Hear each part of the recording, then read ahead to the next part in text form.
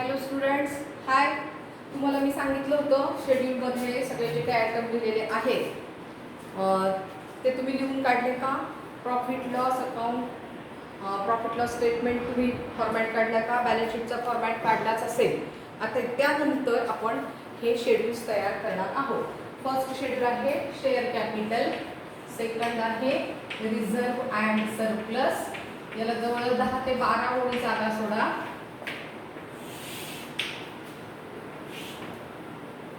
Third आहे आपलं non current liability,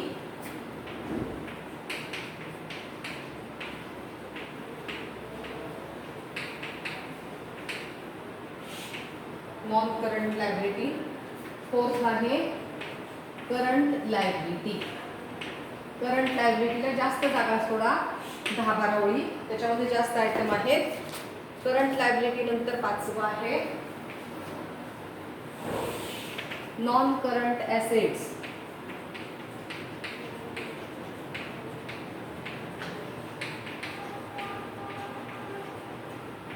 non current assets याच्यामध्ये सगळे आपले फिक्स ॲसेट्स येतात. एक 7-8 ओळी जागा सोडा. Current assets. नेक्स्ट शेड्यूल आहे करंट ॲसेट्स. नेक्स्ट आहे, याला पण एक 7-8 ओळी जागा सोडा, other current assets.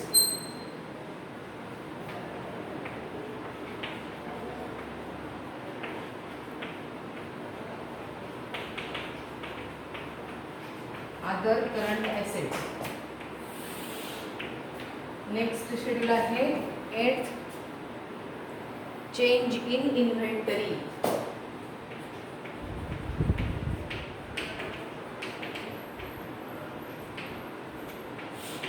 Change in inventory.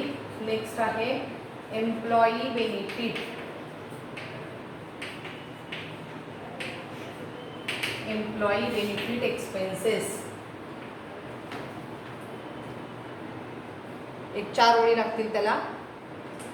10वा आहे other operating expenses. Other operating expenses. आता 2च शेड्यूल राहिलेत, फायनान्स कॉस्ट आणि डिप्रिसिएशन. इथे मी वर्किंग करेन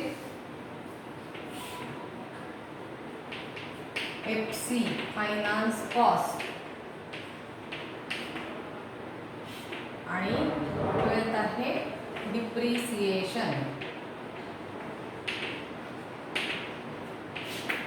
टोटल आपण 12 शेड्यूल्स काढले, 12 शेड्यूल्स, 13 झाले. तिथलं मधलं एक कुठलं राहिलं आता आपलं? Employee benefit, other operating expenses, change in inventory. 8वं change in inventory. 9, 10 other operating expenses, 11 finance cost आणि इथला नंबर चुकला 12. टोटल 12 शेड्यूल्स आपण काढलेले आहेत. आता आपण काय करणार आहोत? सगळे ॲटम आपण ट्रान्सफर करणार आहोत. तुम्ही प्रॉफिट लॉस स्टेटमेंटचा फॉर्मॅट काढलेला आहे. काही आयटम आपण डायरेक्ट पण ट्रान्सफर करणार आहोत. लक्षात आलं? फर्स्ट आयटम आहे फॉलोइंग. प्रॉब्लेम वाचते. Following was the trial balance of Durva electronic limited as on 31 March 2020. Okay, debit balance trial बॅलन्सचा. फर्स्ट आहे land and building, tangible assets. Tangible assets म्हणजेच काय आहे? आपल्या नॉन करंट ॲसेट्स. इथे मी TA लिहिते आहे, TA.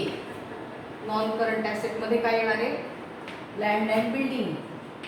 ॲडजस्टमेंटच्या खुणा करायच्या का? कशा कशाला ॲडजस्टमेंट आहे? लँड अँड बिल्डिंगला टिक मार्क करा, प्लांट अँड मशिनरीला टिक मार्क करा, सॅलरीज,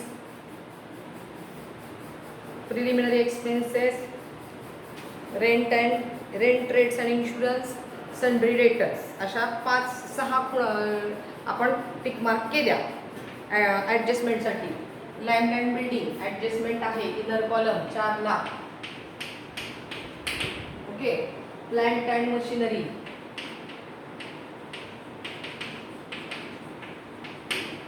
किती आहे? 15 लाख ॲडजस्टमेंट आहे. फर्निचर ॲडजस्टमेंट नाही, आउटरला 80,000. स्टॉक. आता चेंज इन इन्व्हेंटरी मध्ये येणार ओपनिंग स्टॉक. किती आहे opening stock? 4,40,000. Salaries, employee benefit, adjustment आहे 1,10,000. Printing and stationery, other operating expenses, printing and stationery 20,000. Purchases. आता परचेसेस काय करायचं आहे? डायरेक्ट लिहायचे. कुठे? प्रॉफिट अँड लॉस स्टेटमेंटला. कुठे येणार? फर्स्ट येणार रेव्हेन्यू फ्रॉम ऑपरेशन्स, त्याच्या खाली काय असतं? अदर इन्कम, नंतर टोटल रेव्हेन्यू, नेक्स्ट असतं एक्सपेन्सेस, त्याच्यामध्ये फर्स्ट असतं कॉस्ट ऑफ मटेरियल कन्झ्युम आणि त्याच्यानंतर असतं नेक्स्ट परचेसेस. त्या परचेसेसची डायरेक्ट अमाऊंट टाका तिथे 20 lakhs. ठीक. कॅरेज इनवर्ड, त्याच्यावरती आत्ता आपण म्हणतो कॉस्ट ऑफ मटेरियल कन्झ्युम, तिथे लिहून टाकायची ती अमाऊंट 4 lakh. म्हणजे हे दोन आयटम आपण डायरेक्ट लिहिलेले आहेत. ओके. नेक्स्ट एम्प्लॉय बेनिफिटला wages, direct wages 5,60,000.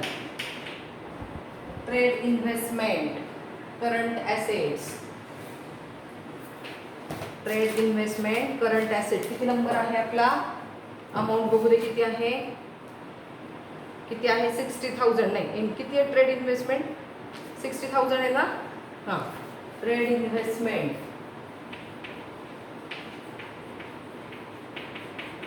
60,000. Next cash in hand, हा पण डायरेक्ट आपण लिहून टाकायचा आयटम. कुठे? बॅलन्स शीटच्या ॲसेट साईडला. चला, बॅलन्स शीटच्या ॲसेट साईड फर्स्ट आहे नॉन करंट ॲसेट आणि सेकंड आहे करंट ॲसेट. बरोबर. करंट ॲसेटमध्ये काय आहे? Current investment, inventories, trade receivable आणि कॅश अँड कॅश इक्विव्हॅलंट. ही अमाऊंट डायरेक्ट लिहून टाकायची 20,000. कारण काहीच ॲडजस्टमेंट नाही, कशाला आपण काढत बसायचं cash and cash equivalent. Okay. बरं. Next preliminary expenses, other current assets आपण काढले का? बघा इथे आहे प्रिलिमिनरी एक्सपेन्सेस, त्याला ॲडजस्टमेंट आहे. प्रिलिमिनरी एक्सपेन्सेस 40,000 इनर लागले. नेक्स्ट डिबेंचर इंटरेस्ट, कुठे येणार? Finance cost, debenture interest 35,000.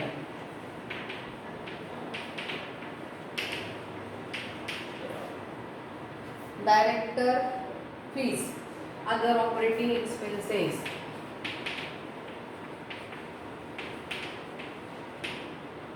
45,000.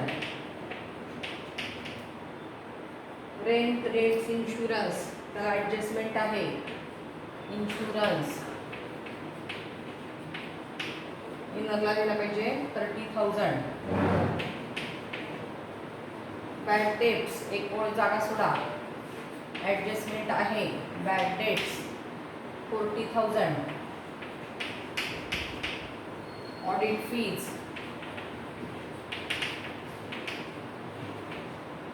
30,000. General expenses 70,000. Sundry debtors, आता सन्ड्री डेटर्स कुठे येतील? काय सांगितलं मी तुम्हाला? Current assets, other current assets आपण काढलेल्या आहेत. बरोबर. आता ह्याच्यामध्ये करंट इन्व्हेस्टमेंट, ट्रेड इन्व्हेस्टमेंट झाली. इन्व्हेंटरीज येतील सेकंड येईल. इथे इन्व्हेंटरीज येतील किंवा नंतर लिहूयात आपण इन्व्हेंटरीज, पण त्याचं शेड्यूल असतं म्हणून नंबर म्हणून इथे इन्व्हेंटरीज. आणि नेक्स्ट आहे ट्रेड रिसिवेबल. हे हेडिंग आहे ट्रेड रिसिवेबल. ट्रेड रिसिवेबल काढलं काय ना? डेटर्स. किती रुपये आहेत डेटर्स? 7,20,000. ॲडजस्टमेंट आहे inner column 7,20,000. Next bills receivable तिथेच येईल बघा, डेटर्सच्या खाली short term loans and advances, इथे short term loans and advances हे हेडिंग आहे. Under this heading bills receivable, किती याचे bills receivable 1 lakh in 1 lakh. आपण डायरेक्ट काय करू, अमाऊंट त्याची outer line. Next debit side मला वाटतं संपली सगळी. ट्रायल बॅलन्सच्या डेबिट साईडचे सगळे आयटम आपण ट्रान्सफर केलेले आहेत. ट्रायल बॅलन्स आहे, सिंगलच इफेक्ट द्यायचा आहे. ओके, आता credit side. Share capital. Share capital काय आहे, वरती ऑथराईजला जागा सोडू कारण ऑथराईजची ॲडजस्टमेंट त्यांनी दिली आहे. इश्यूड कॅपिटल किती आहे, 10 लाख का 1 लाख, किती आहे 10 लाख. ओके बरं. Next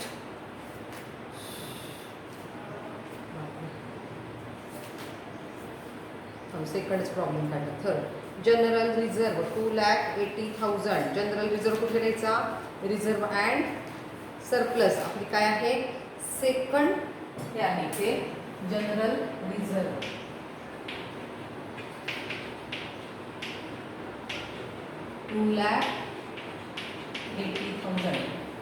$2,80,000 general reserve. ओके बरं. Next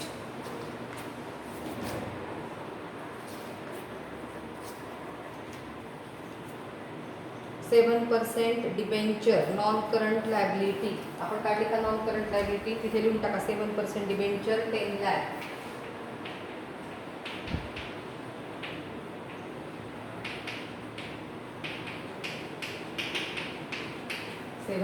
debentures. Sundry creditors, trade payable. बरं, आता ट्रेड पेएबल आपण डायरेक्ट नाही, आपल्याकडे काय काय आहे, ट्रेड पेएबल आपण कुठे घेणार, करंट लायबिलिटीमध्ये. करंट लायबिलिटीमध्ये फर्स्ट ए आहे शॉर्ट टर्म बॉरोइंग. इथे करंट ॲसेटमध्ये जसं आहे तिथे शॉर्ट टर्म बॉरोइंग हेडिंग असतं, शॉर्ट टर्म बॉरोइंग. त्याच्या हेडिंग खाली काही आणखी आयटम येतात आपल्याकडे. नंतर आहे बी ट्रेड पेएबल.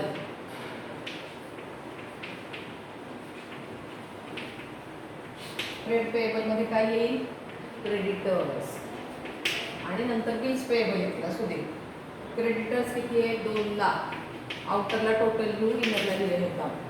ठीक आहे बरं. Next bank overdraft short term borrowing. आता आपण लिहिली शॉर्ट टर्म बॉरोइंग, तिथेच लिहूया बँक ओव्हरड्राफ्ट किती आहे, 2,30,000. एकच आयटम आहे, 2,30,000. ओके बरं. नेक्स्ट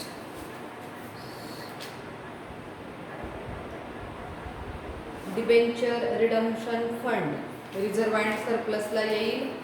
किती आहे amount, 1 minute. Debenture redemption fund 3,50,000. एक ओळ जागा सोडी इथे डिबेंचर ना, डिबेंचर रिडम्पशन फंड 3,50,000. त्यानंतर ॲडजस्टमेंट दिली आहे त्याच्यावरती. आणखी आपल्याला ट्रान्सफर करायचा आहे म्हणून आपण इनर कॉलमला दिला debenture redemption fund. Profit and loss appropriation account कुठे येणार, रिझर्व अँड सरप्लसला. Profit and loss inner column किती अमाऊंट आहे, 2 lakh. Opening balance 2 lakh. Okay बरं. नेक्स्ट काय आहे, बिल्स पेएबल. ट्रेड पेएबलचे इथे 1,20,000. इथे क्रेडिटर्स आहेत की नाही, बिल्स पेएबल 1,20,000. आणि लास्ट आयटम आहे सेल्स. कुठे लिहायचं, डायरेक्ट प्रॉफिट अँड लॉस अकाउंटच्या स्टेटमेंटला रेव्हेन्यू फ्रॉम ऑपरेशन. डायरेक्ट तिथे वरती पहिलं आयटम आहे तिथे लिहून टाका 33,20,000. 33,20,000. ट्रायल बॅलन्सचं सगळं पोस्टिंग झालंय, सिंगल इफेक्ट दिलेला आहे. समजलं. आता आपण काय करूया, ॲडजस्टमेंट. ॲडजस्टमेंटचे काय असतात, डबल इफेक्ट असतात. आता वाचते आणि सांगते. Prepare trading profit and loss account and balance sheet as per companies act 2013. First adjustment closing stock 113 lakh. Closing स्टॉकची ॲडजस्टमेंट काय सांगितलेली होती, काय होते, to effect change in inventory आणि current assets. Change in inventory आहे की नाही आपली, ओपनिंग मायनस क्लोजिंग स्टॉक. किती लिहायचा, minus closing stock 13 lakh. Minus amount येईल, लक्षात ठेवा. लगेच मायनस करून टाकते मी. 13तून इथे 60, 1 5 13 5 8, मायनस 8 लाख 60,000. बरोबर. आता ह्या 13 लाखचा सेकंड इफेक्ट आपण कुठे देणार आहोत, करंट ॲसेट्समध्ये. करंट ॲसेटमध्ये आपण इन्व्हेंटरी इथे लिहून ठेवलेले आहे. हा सेकंड इफेक्ट इथे येईल 13 लाख. हे 8 लाख नंतर काय घ्यायचे, फक्त 13 लाखाचे इफेक्ट घ्यायचा. इथे काही मायनस वगैरे द्यायचं नाही. लक्षात येते. हा एक इफेक्ट क्लोजिंग स्टॉक आणि हा इथे सेकंड इफेक्ट आपण केला. Next salaries outstanding. Outstanding salary आपण काय करत असतो, ॲड. अमाऊंट किती आहे, 10,000. Add outstanding 10,000. आउटरला आले 1,20,000. आता इफेक्ट मात्र हा 10,000चा द्यायचा. सेकंड इफेक्ट कुठे द्यायचा आहे, अदर करंट लायबिलिटी. आपण काढले अदर करंट लायबिलिटी, हे बघा इथं काढलेली आहे अदर करंट लायबिलिटी. आता हे अदर करंट लायबिलिटीमध्ये घेत असताना काय करायचं आहे, सी इथे काढायचं, अदर करंट लायबिलिटी. हेडिंग ठेवायचं हे अदर करंट लायबिलिटी. याच्यामध्ये पहिलं काय येईल, सॅलरी आउटस्टँडिंग. किती रुपये, 10,000. बघा काय केलं आपण इथे, ॲड आउटस्टँडिंग 10,000 आणि अदर करंट लायबिलिटीमध्ये 10,000. हा असा आपण सेकंड इफेक्ट घेतला. नेक्स्ट प्रीपेड इन्शुरन्स किती आहे, 4,000. हे बघा इथे इन्शुरन्स आहे. प्रीपेड आपण काय करतो, लेस प्रीपेड 10,000. आउटरला अमाऊंट येईल 20,000. बरोबर. आता हे 10,000 काय करणार आपण, त्याचा सेकंड इफेक्ट कुठे देणार आपण, करंट ॲसेट्समध्ये. अदर करंट ॲसेट्स आहेत का, short term loans and advances. इथे येईल काय येईल, प्रीपेड इन्शुरन्स. ॲडव्हान्समध्ये दिला की नाही म्हणून इथे येणार प्रीपेड इन्शुरन्स 4,000. किती, सॉरी किती रुपये होता, चुकलं का माझं, इन्शुरन्समध्ये मी किती लेस केली, हो 10 नाही आहे 4,000. सगळाच प्रॉब्लेम चुकला असता. 4,000 इथे येतील 26,000. इथे येणार 4,000. समजलं. असं तुम्ही सांगायला नसते की असा प्रॉब्लेम येतो, माझा मी सोडवत राहते, समोर कोणीच नाही, चुकलं की कळत नाही काय चुकलंय. समजले. इन्शुरन्समधनं लेस केले आणि इकडे दिले ॲसेटला, करंट ॲसेटला. Next adjustment further bad debts 20,000 to be written off. मी ॲडजस्टमेंट करू आपण. डेटर्स कुठे वाढलेले आहेत आपण, करंट ॲसेट्समध्ये. हां इथे बरोबर. त्यातनं काय करायचं, डेटर्सला जास्त जागा सोडायला पाहिजे ती. लेस बॅड डेट्स 20,000. लेस बॅड डेट्स 20,000. अजून एक ॲडजस्टमेंट आहे 7 लाख आले इथे.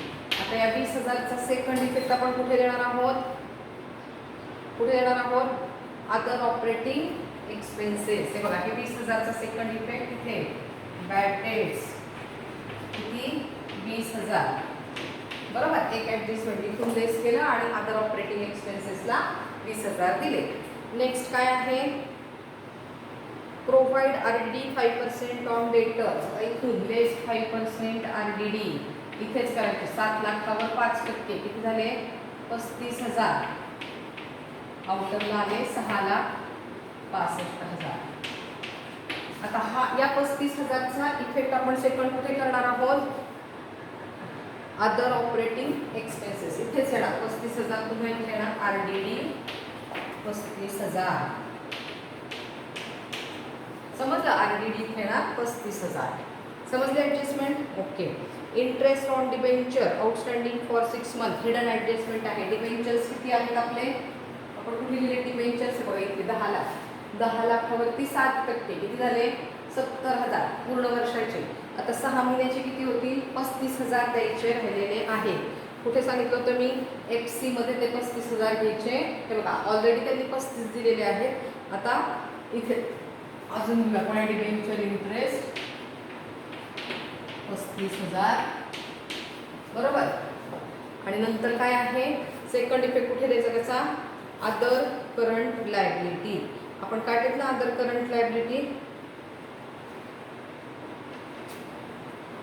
अदर करंट लायबिलिटी मध्ये आउटस्टँडिंग सॅलरीज आहेत बरोबर. तिथेच आउटस्टँडिंग डिबेंचर इंटरेस्ट किती 35,000. समजले ॲडजस्टमेंट. ओके नेक्स्ट बर. Provide depreciation plant and machinery 10% less depreciation 10%. 1,50,000 15 लाखावर 10%. आउटरला आले 13,50,000. आता हे 15,000 1,50,000 कुठे घ्यायचे डायरेक्ट इथे डिप्रिसिएशन आपण काढले की नाही. Plant and machinery 1,50,000. सेकंड काय आहे फर्निचर नाही लँड अँड बिल्डिंग 20% इथे लेस डिप्रिसिएशन 20%. 4 लाखावरती 20 80,000. आउटरला आले 3,20,000. आता ह्याचा सेकंड इफेक्ट इथे येणार लँड अँड बिल्डिंग किती आहे 80,000. समजते ॲडजस्टमेंट डबल इफेक्ट केलेत आपण. आता नेक्स्ट ऑथोराइज्ड कॅपिटल 40 लाख इथे येणार. ऑथोराइज्ड कॅपिटल 40 लाख ही टोटल मध्ये अमाऊंट आपण घेत नाही. याचं सेकंड इफेक्ट डायरेक्ट बॅलन्स शीटला पण लिहा 40 लाख आणि डबल अंडरलाईन करून टाका टोटल मध्ये घ्यायचं नाही. इथे एक इफेक्ट केला. सेकंड इफेक्ट बॅलन्स शीटच्या लायबिलिटी साईडला शेअर कॅपिटल मध्ये घेऊन डबल अंडरलाईन करून टाकायची. टोटल मध्ये 40 लाख घ्यायचे नाही. ऑथोराइज कॅपिटलचा अर्थ काय असतो की लाईफ टाईम मध्ये कंपनी 40 लाखापर्यंत शेअर्स इश्यू करू शकते. त्याच्या पलीकडे बियॉन्ड दॅट ते इश्यू करू शकत नाही बरोबर. त्या 40 लाखापैकी त्यांनी आता किती इश्यू केले 10 लाख असा याचा अर्थ आहे. समजलं बर. प्रिलिमिनरी एक्सपेन्सेस राईट ऑफ 1/4 आपण कुठं काढले अदर करंट ॲसेट मध्ये आपण प्रिलिमिनरी एक्सपेन्सेस लिहिलेले आहेत. कुठे लिहिले ते बघा इथे लेस 1/4 राईट ऑफ 40,000च्या 1/4 10,000. आउटरला 20,000. आता या 10,000चा सेकंड इफेक्ट कुठे द्यायचा आहे other operating expenses preliminary expenses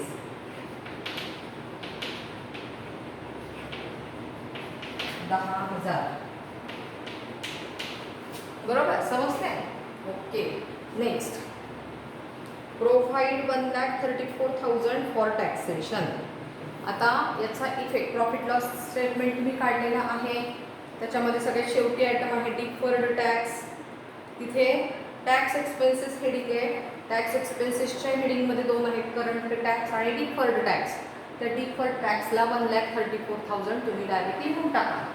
उद्याचं जेव्हा मी लेक्चर घेणार आहे मी अगोदर जे जे आयटम आपण ट्रान्सफर केलेले आहेत ते लिहून ठेवणार आहे. समजलं. प्रॉफिट अँड लॉस स्टेटमेंटला ते 1,34,000 हा फर्स्ट इफेक्ट झाला. आणि सेकंड इफेक्ट त्याचा कुठे आहे शॉर्ट टर्म प्रोव्हिजन्स. आता शॉर्ट टर्म प्रोव्हिजन आपण काढण्यात का काढलेल्या आहेत. आपण कुठे काढणार आहोत इथे डी शॉर्ट टर्म प्रोव्हिजन. आता ही प्रोव्हिजन काय केली आपण टॅक्स डिफर्ड टॅक्स का नुसते टॅक्स आहे. प्रोव्हिजन फॉर टॅक्स 1,34,000 बरोबर. प्रॉफिट लॉस स्टेटमेंटला एक इफेक्ट गेला. Second effect short term provision मध्ये 1,34,000 येईल. समजलं बरं. आता त्याच्यानंतर आता सगळ्यात महत्त्वाच्या रिझर्व्ह अँड सरप्लसच्या ॲडजस्टमेंट आहे. ट्रान्सफर टू जनरल रिझर्व्ह किती आहे? 50,000. इथल्या इथेच डबल इफेक्ट आहे. समजलं? Transfer to general reserve. आता आपण काय करणार आहोत? ट्रान्सफर म्हणजे आपल्याकडे पैसे ॲड होणार. ॲड ट्रान्सफर किती? 50,000. बरोबर. आता आपण ट्रान्सफर करणार आहोत इथे, पण आपल्याकडे इथे काय होणार आहे? पैसे कमी होणार. कुठले कमी होणार आहे? या प्रॉफिट लॉस मधून मायनस ॲप्रोप्रिएशन्स असतात. बरोबर. इथलं कमी होणार आहे. त्या ॲप्रोप्रिएशन मधून काय होणार आहे? पहिले ट्रान्सफर टू जनरल रिझर्व्ह. किती ट्रान्सफर कमी होणार? 50,000. समजलं? इथं आपण वाढवलेत पैसे आपल्याच रिझर्व्हमध्ये, इथे वाढवले, पण इथं जे काय आहे आपल्या प्रॉफिट मधून इथं काय होणार आहे? कमी होणार आहे. लक्षात आलं? इथे प्रॉफिट ड्युरिंग द इयर येईल बरं का. प्रॉफिट ड्युरिंग द इयर म्हणजे जो प्रॉफिट लॉसचा प्रॉफिट येईल तो इथे येईल आणि मग ह्या टोटल मधून काय होणार आहे? ते सगळे लेस होणार आहे. समजलं? आता म्हणजे डबल इफेक्ट काय केला? वरती ऍड केला आणि खाली काय केलं? आपण लेस केलं. नेक्स्ट काय आहे? Transfer 1 lakh to debenture redemption fund. पुन्हा इथे add debenture transfer to debenture redemption fund. हा होतच की नाही? ह्याच्यामध्ये आपण किती ऍड केले? किती ट्रान्सफर केले? 1 लाख. बघा याची अमाऊंट किती आली? 3,30,000 आणि याची 4,50,000. ठीक आहे. आता इथे मात्र पुन्हा काय होणार? इथून लेस करायचे appropriation. Transfer to debenture redemption fund किती होते? 1 लाख. इथे पण आपण किती घेतले? 1 लाख. समजलं? ओके. ॲडजस्टमेंट लक्षात आली? आता last adjustment 10% dividend on paid up equity share capital. आता कितीचा आहे पेड अप? 10 लाख. 10 लाखावर 10% किती झाले? 1 लाख. एक इफेक्ट कुठे द्यायचा? रिझर्व्ह अँड सरप्लस आणि दुसरा कुठे द्यायचा? Short term provision. आता काय आहे? Propose dividend. पैसे जाणार आहेत की नाही? आपण प्रोव्हिजन करणार आहोत म्हणून इथेच येणार प्रपोज डिव्हिडंड. किती? 10% ऑन 10 लाख. 1 लाख. हा झाला सिंगल इफेक्ट. आता ही प्रोव्हिजन आहे म्हणून इथे येणार प्रपोज्ड डिव्हिडंड 1 लाख. समजला? सगळ्या ॲडजस्टमेंट झालेल्या आहेत. आता आपण टोटल घेणार एक्सेप्ट रिझर्व्ह अँड सरप्लस. ही 10 लाख. रिझर्व्ह अँड सरप्लसला आपण काय करणार आहोत? सगळं आहे या दोघांच्या प्रॉफिट. इथे फक्त ही अमाऊंट मिसिंग आहे. ही अमाऊंट आपण प्रॉफिट लॉसला जो काही प्रॉफिट येणार आहे तो इथे मांडणार, त्याची टोटल घेणार आणि त्या टोटलमधून हे 2,50,000 आपण लेस करणार आणि आउट करणार. समजलं? फक्त एक अमाऊंट मिसिंग आहे. ठीक आहे. आता नॉन करंट लायबिलिटी 10 लाख.